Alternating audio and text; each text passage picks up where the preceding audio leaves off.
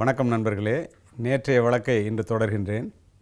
கிராமப்புறத்திலிருந்து வந்து காவல்துறை விசாரணையின் போது கூட எவ்வளவு புத்திசாலித்தனமாக குற்றவாளிகள் தங்களுடைய குற்றத்தை மறைக்க முயற்சி செய்கிறார்கள் என்று பார்க்கும்போது உள்ளபடியே எனக்கு ஆச்சரியமாக இருப்பதுண்டு.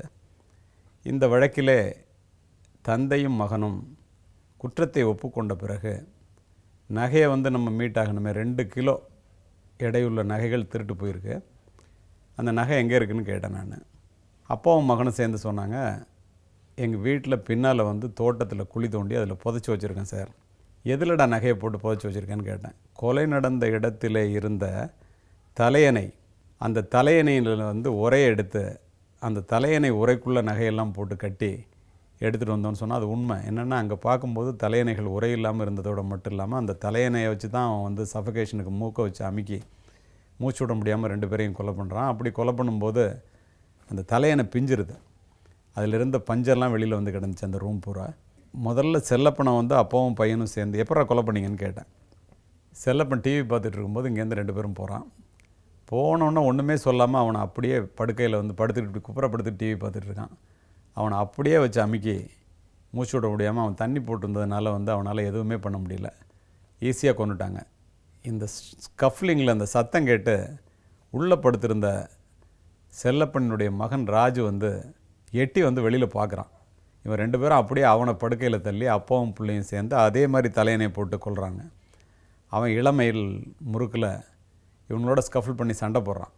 அப்போது இந்த கருப்பன் அவன் வாயில் வச்சு அமுக்குறான் தலையணையை. விரல் தலையணையை பொத்துக்கிட்டு வாய்க்குள்ளே போது அவன் கடிச்சிட்றான். எவ்வளவோ முயற்சி பண்ணி பார்க்குறான். அவன் அந்த விரலை விடவே இல்லை கடைசி வரைக்கும்.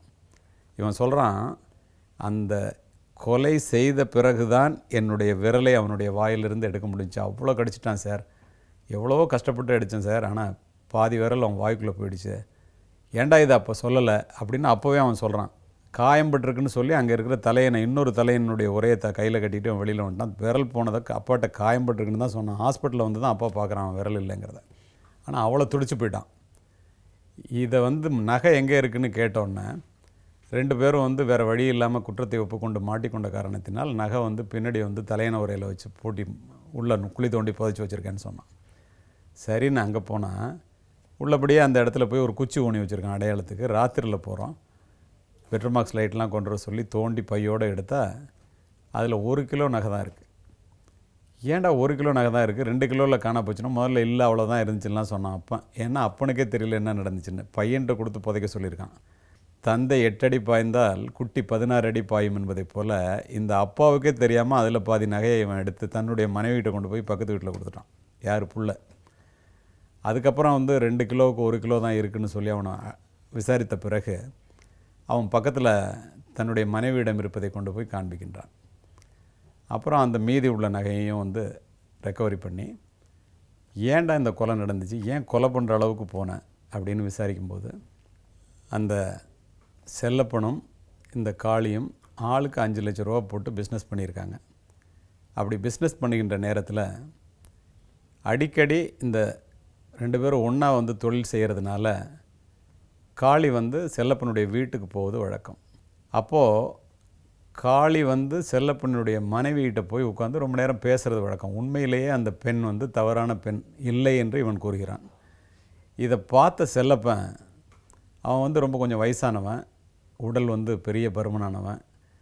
தனக்கே உரிய சந்தேகப்படி காளி கொஞ்சம் நல்லா இருக்கிறான் அப்படிங்கிறதுனால நம்மளுடைய மனைவி தகாத தொடர்பு வச்சுருக்கா போல இருக்குன்னு இவனாக கற்பனையில் நினச்சிக்கிட்டு இவனும் குடிச்சிட்டு ரொம்ப கூத்தடிச்சிட்டு இருந்ததுனால 2 பேருக்குள்ளே பிஸ்னஸில் பிரச்சனை வந்ததுனால 2 பேரும் பங்குதாரர்களாக இருந்து பிரிஞ்சிடறாங்க. அப்போது தன்னுடைய பங்கு பணத்தையும் அல்லது அதுக்குரிய நகையையும் கொடுக்க சொல்லி பல முறை காளி செல்லப்பன்ட்ட கேட்குறான். செல்லப்பன் கொடுக்கல. பத்தாவதுக்கு என்னுடைய மனைவியோட உன்னுடைய கணவன் தொடர்பில் இருக்கான்னு சொல்லி காளியினுடைய மனைவிக்கு ஃபோன் பண்ணி இவன் சொல்லிடுறான். அதனால் அவனுடைய குடும்ப வாழ்க்கையும் பாதிக்கப்பட்டுருது. ஸோ இவன் யோசித்து பார்க்குறான், நம்ம குடும்ப வாழ்க்கை கெடுறதுக்கும் இவன் காரணமாக இருந்துட்டான், நிம்மதி போயிடுச்சு. நம்மளுடைய பணத்தை வச்சும் இவன் பிஸ்னஸில் பாதி பார்ட்னராக சேரும்போது 50% பார்ட்னராக சேரும்போது பிஸ்னஸ்லேருந்து நம்மளை கழட்டி விட்டான ஒழிய பணத்தை தரல. இவனை கொலை பண்ணிவிட்டு நம்ம அந்த நகையை எடுத்துடணும், என்ன பண்ணலான்னு சொல்லி பையன்ட்ட ஐடியா கேட்குறான். 2 பேரும் அன்றைக்கு சம்பவத்தன்னைக்கு சாயங்காலம் இவன் 2 பேரும் தண்ணி போட்டுட்டு அந்த கொலையை செய்கிறதுக்காக மாடிப்படியில் ஏறி போகிறாங்க. அப்போ தான் இந்த செல்லப்பனுடைய அம்மா வயதான அந்த மூதாட்டி 2 பேரையும் பார்த்துருக்கா. அந்த லேடி சொன்ன பிறகு தான் கொலைகாரர்கள் இவர்களாக இருக்க முடியும் என்று நினைத்து, இவனுடைய செல்ஃபோன் காணா போச்சுன்னு அந்த பையன் சொன்ன பிறகு தான் அந்த செல்ஃபோனோட லொக்கேஷன் எங்கேன்னு பார்த்து, டாக்டர் வந்து விரல் பாதி வாயில் இருக்குதுன்னு சொன்னதுக்கப்புறம் தான் இது உறுதியாக கொலை தான் அப்படிங்கிறத முடிவு பண்ணி, என்ன தான் அவன் உள்ளே லாக் பண்ணிவிட்டு தற்கொலை மாதிரி அந்த சீன் ஆஃப் கிரைமை வந்து செட் பண்ணிட்டு போயிருந்தாலும், தமிழக காவல்துறையில் திறமையான புலனாய்வு அதிகாரிகள் அத்தனை பேரும் இருந்த காரணத்தினாலே இந்த வழக்கை கண்டுபிடித்து குற்றவாளிகளை கைது செய்து அவர்களிடம் இருந்த நகையை முழுமையாக மீட்டு நூற்றுக்கணக்கான நபர்களுக்கு அவரவர்களுடைய நகையை அப்படியே கொடுத்ததனால், இந்த வழக்கு நடந்ததனால் ஏற்பட்ட சட்டம் ஒழுங்கு பிரச்சனை வருமோ என்று நினைத்த நாங்கள், அதுவே காவல்துறையினுடைய மரியாதையை உயர்த்துவதற்கு காரணமாக அமைந்துவிட்டது. காரணம் சிறந்த புலனாய்வு அதிகாரிகள். இப்படிப்பட்ட அதிகாரிகள் இருக்கின்ற காரணத்தினால்தான் காவல்துறையினுடைய மரியாதை இன்னும் தொடர்கிறது. இதுபோன்ற அதிகாரிகள் இன்னும் இங்கே இருக்கின்றார்கள் என்பதை தமிழக மக்கள் புரிந்து கொள்ள வேண்டும். யாரோ ஒரு சில காவலர்கள் ரோட்டில் நின்று தவறு செய்வதனால் காவல்துறை என்றால் தமிழக காவல்துறையே இப்படிப்பட்டது தான் என்று நினைக்க வேண்டியதில்லை. இரவு பகல் பாராது உழைத்து புத்திசாலித்தனமாக சிந்தித்து வழக்கை கண்டுபிடித்து பாதிக்கப்பட்டவர்களுக்கு நன்மை செய்யக்கூடிய காவல்துறை அதிகாரிகளும் இருக்கிறார்கள் என்பதை மக்கள் தெரிந்து கொள்ள வேண்டும் என்பதற்காகவே இந்த வழக்கை நான் உங்களிடத்திலே பதிவு செய்தேன். நன்றி, வணக்கம். மீண்டும் நாளை சந்திப்போம்.